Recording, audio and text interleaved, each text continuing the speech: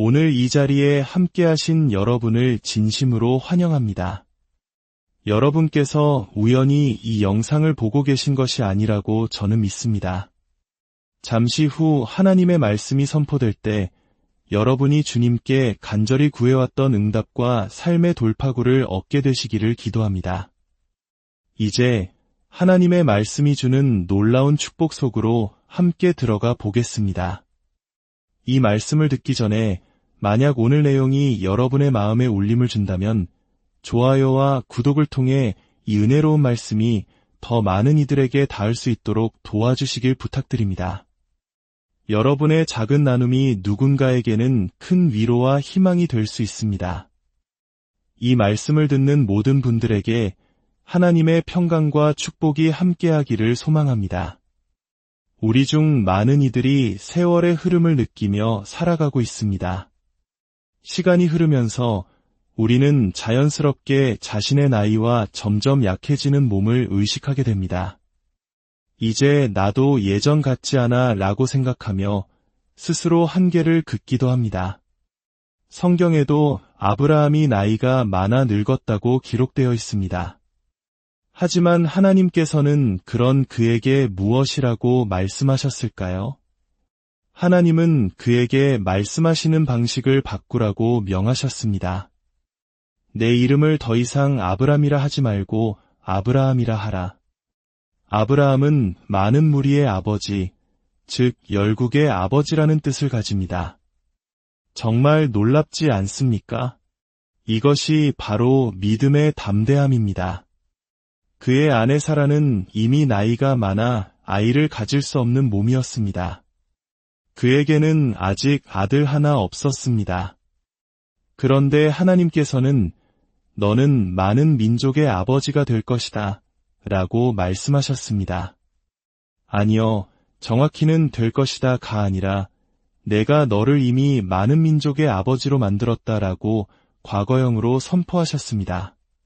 하나님께서는 당신의 자녀들이 강건하고 건강하게 그리고 이 땅의 자연 법칙을 뛰어넘는 초자연적인 삶을 살아가기를 원하십니다. 아멘. 우리는 일반적으로 생후 1개월부터 5세까지는 약하고 20세부터 60세까지가 인생의 황금기라고 말합니다. 이는 자연적인 사실이며 의학적으로도 증명된 이야기입니다. 우리의 몸은 실제로 그에 맞게 반응합니다. 그리고 60세 이후부터는 신체 기능이 쇠퇴하기 시작합니다. 이 모든 것은 자연 세계 안에서는 명백한 사실입니다. 네, 기억하십시오. 이것은 분명 사실입니다. 우리는 이러한 자연적인 현상을 부정하는 것이 아닙니다. 성경 말씀 또한 이러한 자연의 법칙을 인정하고 있습니다. 하지만 하나님께서는 그분의 백성들이 이 자연 법칙 아래가 아닌 그분의 은혜 아래 살기를 원하십니다. 그렇다면 구약시대 율법 아래 살았던 사람들 중에서도 이 자연의 법칙을 거스른 이가 있었을까요? 네, 바로 모세입니다. 신명기에는 그가 120세의 나이로 죽을 때 그의 눈이 흐리지 아니하였고 기력이 쇠하지 아니하였다고 기록되어 있습니다. 믿음의 조상 아브라함을 보십시오. 주님께서 두 천사와 함께 그를 찾아오셨을 때 어떤 일이 있었는지 기억하십니까? 창세기 18장을 보면 날이 뜨거울 때에 그가 장막문에 앉아있다가 주님을 보게 됩니다. 그는 어떻게 행동했습니까? 그는 급히 장막으로 달려가 사라에게 빨리 고운 가루 3스아를 가져다가 반죽하여 떡을 만들라고 말합니다. 그리고 아브라함은 또 가축대가 있는 곳으로 달려가서 기름지고 좋은 송아지를 잡아 하인에게 주었습니다. 아브라함이 무엇을 했다고요? 달려갔습니다. 여러분, 보통 특정 나이가 되면 더 이상 뛰지 않습니다. 그저 걷지요. 그리고 세월이 더 흐르면 걷는 것조차 힘들어져 미끄러지듯 발을 옮기게 됩니다. 이처럼 나이가 드는 것은 자연스러운 현상입니다. 그런데 성경은 아브라함이 가축대에게로 달려갔다고 분명히 기록하고 있습니다. 어느 날 이 말씀을 읽다가 달려갔다는 단어가 제 마음에 번개처럼 와서 박혔습니다. 늘 보던 말씀이었는데 그 의미를 제대로 보지 못했던 것입니다. 혹자는 이렇게 말할지도 모릅니다. 그 당시 아브라함은 아직 젊었을 겁니다. 하지만 이야기가 나오는 창세기 18장 바로 앞장인 17장을 보면 그의 나이가 몇 살이었는지 알 수 있습니다. 창세기 17장 1절은 아브람이 99세 때에 라고 시작합니다. 그렇습니다. 그가 달려간 것은 그의 나이 99세 이후의 일이었습니다. 그때 주님께서 그에게 나타나 말씀하셨습니다. 나는 전능한 하나님이라. 여기서 전능한 하나님은 히브리어로 엘사다이입니다. 이 이름이 성경에 처음 등장하는 순간입니다. 주님은 말씀하셨습니다. 너는 내 앞에서 행하여 완전하라. 이 말씀은 내가 완전해지면 내 앞에 설 수 있다는 뜻이 아닙니다. 순서가 다릅니다. 내가 내 앞에서, 즉 나의 얼굴 앞에서 살아갈 때 너는 완전하게 될 것이다 라는 의미입니다. 하나님의 미소를 의식하며 그분의 은혜를 느끼며 살아갈 때 우리는 흠없는 삶을 살게 된다는 약속입니다. 자, 그렇다면 아브라함은 몇 살에 달리기를 시작한 걸까요? 거의 100세에 가까운 나이였습니다. 어떤 분들은 옛날 사람들은 지금과 달라서 천천히 늙었을 거야. 살아도 90세였지만 몸은 젊었을 거야 라고 생각할 수도 있습니다. 대홍수 이전의 사람들이 오래 살았던 것은 사실입니다. 하지만 아브라함은 대홍수 이후의 사람입니다. 지구의 환경은 이미 변했고 인간의 수명은 급격히 줄어든 뒤였습니다. 아브라함과 사라의 몸이 특별하지 않았다는 증거는 창세기 18장에 명확히 나옵니다. 아브라함과 사라는 나이가 많아 늙었고 사라에게는 여성의 생리가 끊어졌는지라 성경은 그들의 몸이 우리와 같았다고 말합니다. 사라는 그녀의 나이에 다른 모든 여성이 겪는 것과 똑같이 폐경기를 겪었습니다. 그녀가 아들 이삭을 낳았을 때 아브라함은 100세, 사라는 90세였습니다. 그렇다면 아브라함의 몸 상태는 어땠을까요? 로마서 4장은 이렇게 증언합니다. 그가 믿음이 약하여지지 아니하고 자기 몸이 죽은 것 같고 사라의 태가 죽은 것 같음을 알고도 하나님은 우리가 믿음으로 산다는 것이 자연적인 사실들을 전부 부정하는 것이라고 말씀하지 않으십니다. 과학적 사실이나 의학적 소견을 무시하라는 뜻이 아닙니다. 하지만 하나님께서는 우리가 우리의 건강과 힘, 그리고 주님이 다시 오실 때까지 살아있는 것조차 믿음으로 살아가기를 원하십니다. 아브라함은 믿음이 약하지 않았기 때문에 자신의 몸이 죽은 것과 같음을 여기지 않았습니다. 그의 몸이 100세에도 특별히 젊었다는 뜻이 아닙니다. 그의 몸도 다른 사람들과 마찬가지로 늙고 쇠약해져 생물학적으로는 죽은 상태나 다름없었습니다. 그렇다면 그는 무엇을 한 것일까요? 왜 그의 믿음은 약해지지 않았을까요? 그는 자연적인 사실에 집중하지 않았습니다. 그렇다면 그는 무엇에 집중했을까요? 오늘날 많은 분들이 나이가 들어가는 것을 느낍니다. 이제 50이네, 60이네, 70이네 하며 자신의 나이와 약해진 몸을 생각합니다. 아브라함도 나이가 들었습니다. 하지만 그의 몸은 나이를 따라가지 않았습니다. 그가 믿음으로 행하기 시작했을 때 놀라운 변화가 일어났기 때문입니다. 하나님은 오늘 당신에게 묻고 계십니다. 너는 오늘 너의 몸을 바라볼 것이냐? 너의 나이를 생각할 것이냐? 아브라함은 자기 몸이 죽은 것 같다는 사실과 안에 사라의 태가 죽었다는 사실을 외면하지 않았습니다. 성령님은 우리에게 자연적인 사실을 숨기지 않으십니다. 하지만 중요한 것은 그 사실 위에 무엇을 두느냐입니다. 사람들은 말합니다. 현실적으로 생각해야지 청춘의 회복이나 새로운 힘 같은 이야기는 비현실적이라고 말입니다. 하지만 누구의 기준에서 현실적인 것입니까? 하나님보다 더 정확하게 현실을 보시는 분이 있을까요? 우리가 눈으로 보고 손으로 만지는 이 현실 세계는 보이지 않는 영적인 세계로부터 창조되었습니다. 만약 우리가 오감에만 의존하여 살아간다면 우리의 이해는 심각하게 제한될 수밖에 없습니다. 우리는 영적인 존재이기 때문입니다. 보이는 모든 것은 사라지지만 영원한 우리의 영은 영원히 살아갈 것입니다.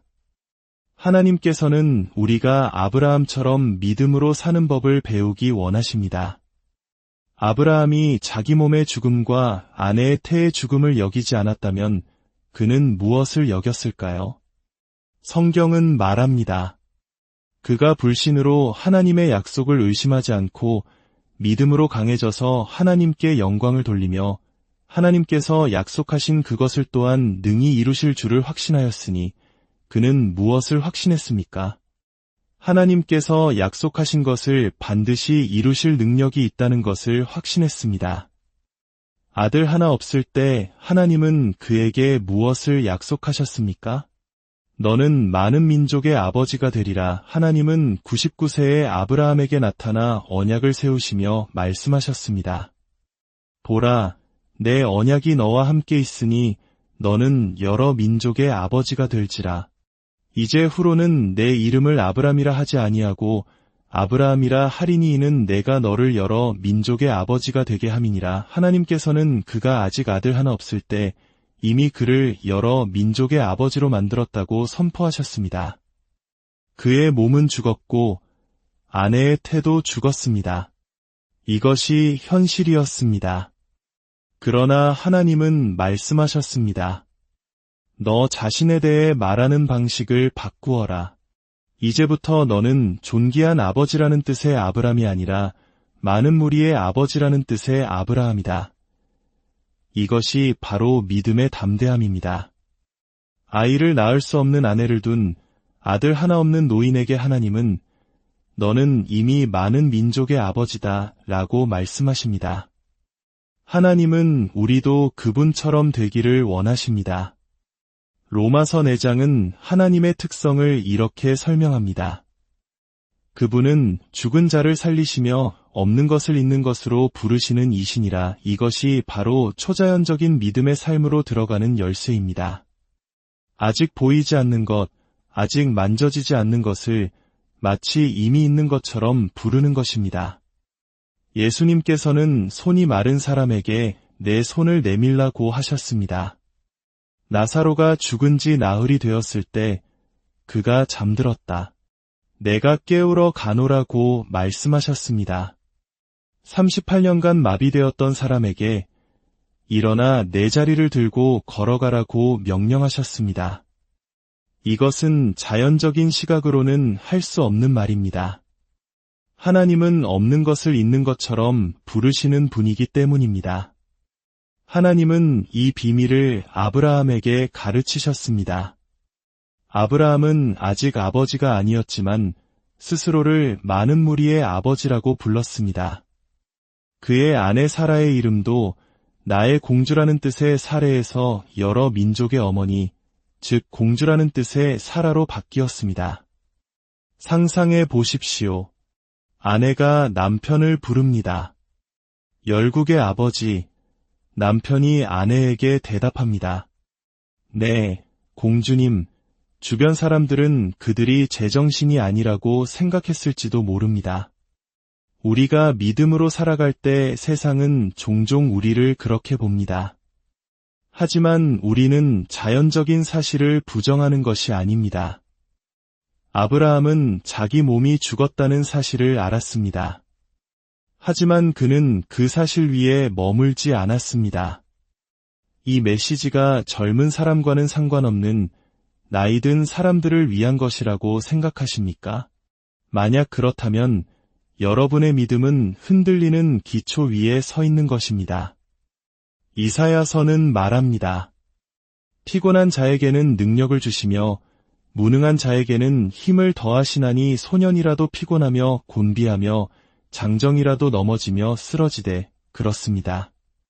젊음의 힘에 의지하는 것은 만료기한이 있는 신뢰일 뿐입니다. 하나님께서는 젊은이든 노인이든 우리 모두가 이렇게 살기를 원하십니다. 오직 주님을 앙망하는 자는 새 힘을 얻으리니 주님을 앙망한다는 것은 무엇일까요? 그것은 주님의 임재 안에서 그분의 말씀 안에서 시간을 보내는 것입니다. 그럴 때 어떤 일이 일어납니까? 그들은 새 힘을 얻게 될 것입니다. 여기서 새 힘을 얻는다는 히브리어의 더 깊은 뜻은 힘을 교환한다는 것입니다. 이것은 나의 약함을 하나님의 힘으로 채우는 것을 넘어섭니다. 나의 인간적인 힘, 언젠가는 사라질 그 힘을 하나님께 드리고 그분의 신적인 힘, 영원하고 무한한 힘을 받는 것입니다. 그때 우리는 독수리가 날개치며 올라감 같을 것이요 다른 박질하여도 곤비하지 아니하겠고 걸어가도 피곤하지 아니하리로다. 라는 말씀의 의미를 이해하게 됩니다. 우리를 통해 흐르는 에너지가 더 이상 자연적인 것이 아니라 초자연적인 것이 되기 때문입니다. 그 힘은 세상의 물리 법칙이 아니라 하나님의 무한한 은혜의 풍성함으로 측정됩니다. 시편 103편은 하나님의 모든 혜택을 잊지 말라고 말합니다. 그 혜택은 한두 가지가 아닙니다. 첫째, 그분은 우리의 모든 죄악을 사하십니다. 둘째, 우리의 모든 병을 고치십니다. 셋째, 우리의 생명을 파멸해서 속량하십니다. 넷째, 인자와 긍휼로 관을 씌우십니다. 다섯째, 좋은 것으로 우리의 소원을 만족하게 하사 우리의 청춘을 독수리같이 새롭게 하시는도다. 아멘. 여러분의 청춘이 독수리처럼 새로워진다는 약속입니다. 이것은 단순히 영적인 비유가 아닙니다. 하나님은 우리의 몸과 삶 전체에 이 약속이 이루어지길 원하십니다. 그러니 이제부터 나는 늙었어. 요즘 기억력이 자꾸 나빠져 와 같은 말을 고백하지 마십시오. 믿음은 이렇게 작동합니다. 고린도후서 4장 13절은 말합니다. 기록된 바 내가 믿었으므로 말하였다 한 것 같이 우리가 같은 믿음의 마음을 가졌으니 우리도 믿었으므로 또한 말하노라. 만약 당신이 나는 늙고 병들었어 라고 말한다면 당신은 그것을 믿고 있는 것이며 당신은 당신이 말한 것을 갖게 될 것입니다. 최근에 주님께서 제게 이런 마음을 주셨습니다. 사람들은 불평하기 때문에 늙어간다. 불평하고 비판하는 것은 우리의 자연스러운 본성입니다. 그러나 우리는 초자연적인 영역, 즉 믿음의 영 안에서 살도록 부름받았습니다. 칭찬과 감사에 인색하고 비판에 빠른 것이 우리의 본성이지만 은혜를 경험한 자는 감사하게 됩니다. 그리고 감사는 더 큰 은혜를 불러옵니다. 우리가 받은 가장 큰 선물은 구원입니다. 구원을 어떻게 받습니까? 로마서 10장 9절과 10절은 말합니다. 내가 만일 내 입으로 예수를 주로 시인하며 또 하나님께서 그를 죽은 자 가운데서 살리신 것을 내 마음에 믿으면 구원을 받으리라. 말씀은 우리에게 매우 가까이 있습니다. 당신의 입에 있고 당신의 마음에 있습니다. 구원을 받는 것은 우리에게 쉽습니다. 예수님께는 고통스럽고 끔찍한 일이었지만 말입니다. 당신의 입으로 먼저 고백하십시오. 그러면 그 믿음이 당신의 마음에 떨어질 것입니다. 나는 젊고 건강하다고 믿어지지 않아도 먼저 입으로 고백하십시오. 성찬에 참여할 때마다 선포하십시오. 주님의 채찍에 맞음으로 나는 나음을 입었습니다. 나는 젊고 강하고 건강합니다. 예수님이 하늘 아버지 우편에서 젊고 강건하신 것처럼 이 세상에서 나도 그러합니다. 하나님께서 아브라함에게 약속하신 지 20년이 지나도록 아들은 태어나지 않았습니다. 그러나 그가 99세가 되었을 때 하나님은 그에게 말씀하시는 방식을 바꾸라고 하셨고 자신을 많은 무리의 아버지라고 부르게 하셨습니다. 그러자 바로 다음 해에 아들이 태어났습니다. 빠져있던 조각은 바로 입의 고백이었습니다. 마음으로 믿는 것만으로는 충분하지 않습니다. 믿었습니까? 그렇다면 말하십시오. 입으로 고백하고 마음으로 믿으십시오. 이것이 바로 믿음의 영입니다. 예수님께서 십자가에서 이루신 모든 것, 치유와 건강, 청춘의 회복과 새로운 힘을 내 것으로 만드는 방법입니다.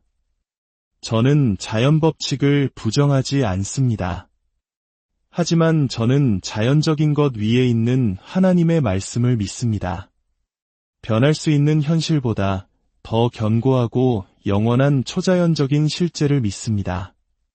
사랑하는 성도 여러분, 오늘 이 말씀을 마음에 새기십시오. 눈에 보이는 현실에 갇혀 살지 말고 하나님의 약속을 붙들고 사십시오.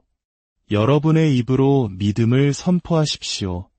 주님을 앙망하는 모든 분들이 독수리가 날개치며 올라감 같은 새 힘을 얻으시기를, 그리하여 달려가도 곤비치 않고 걸어가도 피곤치 않는 초자연적인 삶을 살아가시기를 소망합니다.